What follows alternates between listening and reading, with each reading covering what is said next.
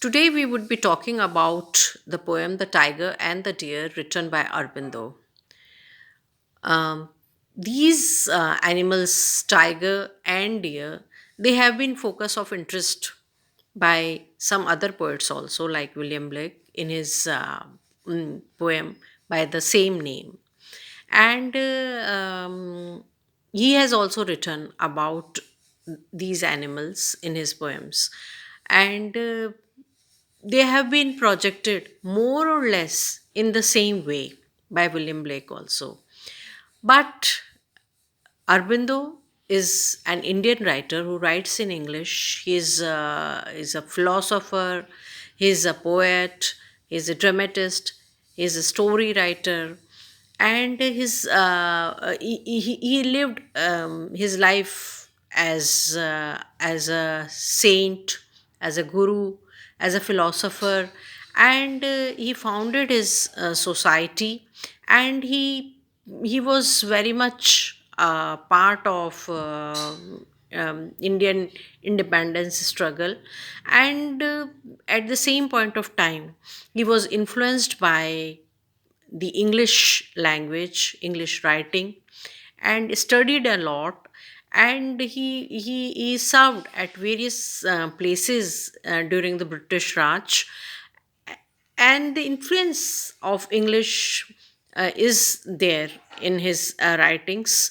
But at the same point of time, he is he is a philosopher and who deals in Indian philosophy.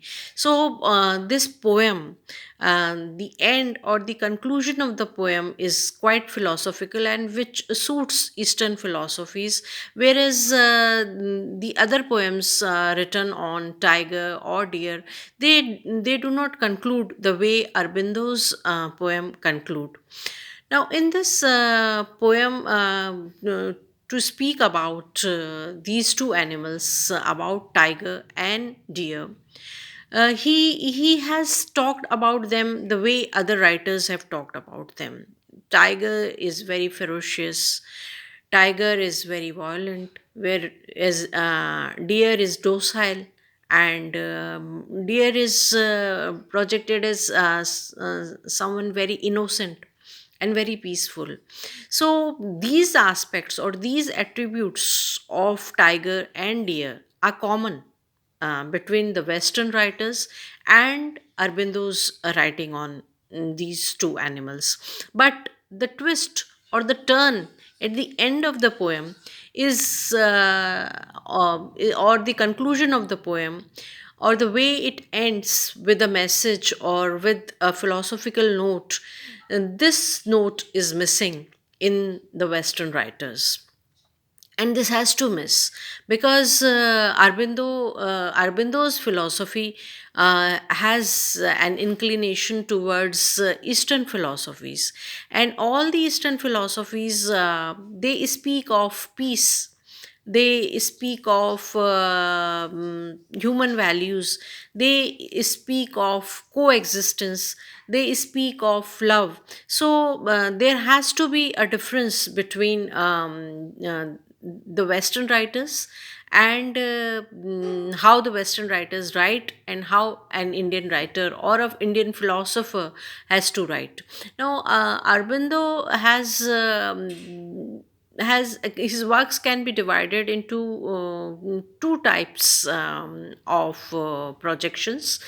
In one type of his work is talking about action. So in this poem also you could see at one stage he talks about the action of the tiger, and the second type of work of Arbindo is philosophical philosophical work with a philosophical inclination, and in these works he's meditating, he is brooding about certain aspects of life, and he is at the same point of time He is giving you a philosophy, he is giving you a message which is very much apparent in his poems, whether they talk of action, whether they do not talk of action. His philosophy is interwoven in his works. So basically his works are of two type, as most of the critics say: they talk of action or they talk of meditation.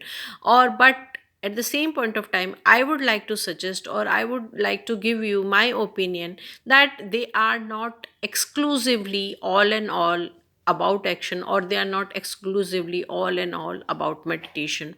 There is a merging of these ideas in his works, and these ideas uh, are are part of are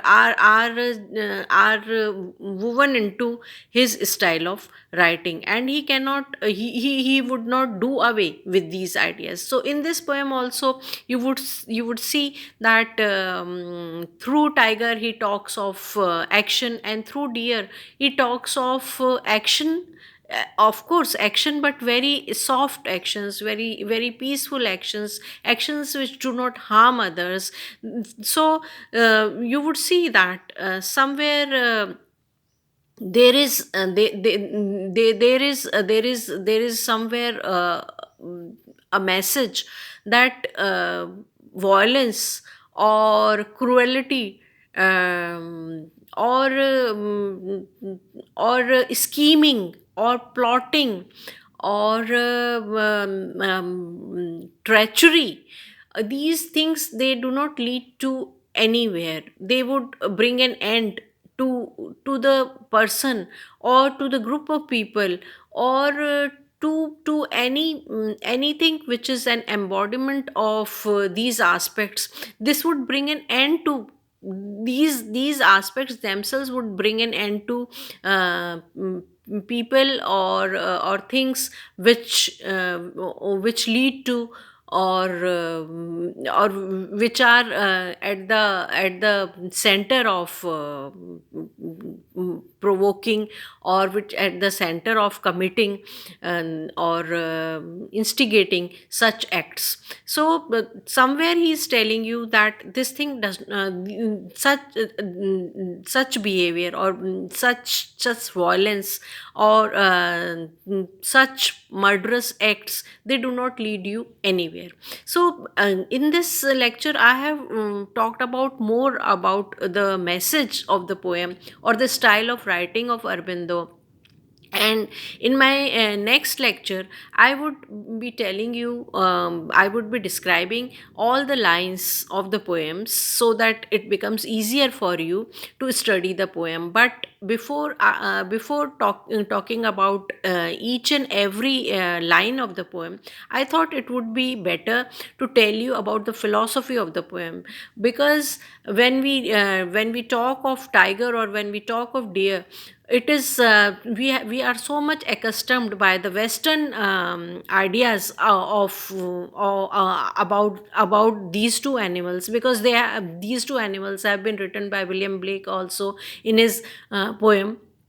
So people, most of the students or most of the readers of English literature, they have an idea that these two animals could have been treated like this by any poet. But yes, I would at the same point of time tell you that the treatment, as per the physical aspects of these animals is there, the treatment is almost same, but the message is very different. The message is very much Indian, and that is the beauty of the poem, and that makes the poem different from other poems written on the same subject. And that is why this poem is unique in itself. Yes, tiger is of course ferocious, and deer is of course very innocent, and it they have been projected in the same way. But but the philosophy of sadhak, the philosophy of meditation, or philosophy of restraint, philosophy of being peaceful, despite of the fact that you have lot of energy, you are gifted with a lot of power, and still if you keep quiet, if you are peaceful, if you let others coexist with you, that is the beauty of nature. And the laws of nature have been depicted very well in this poem. Nature has its own law, and while nature has its own beauty, it survives with all aspects, with aspects of action, with aspects of peaceful survival.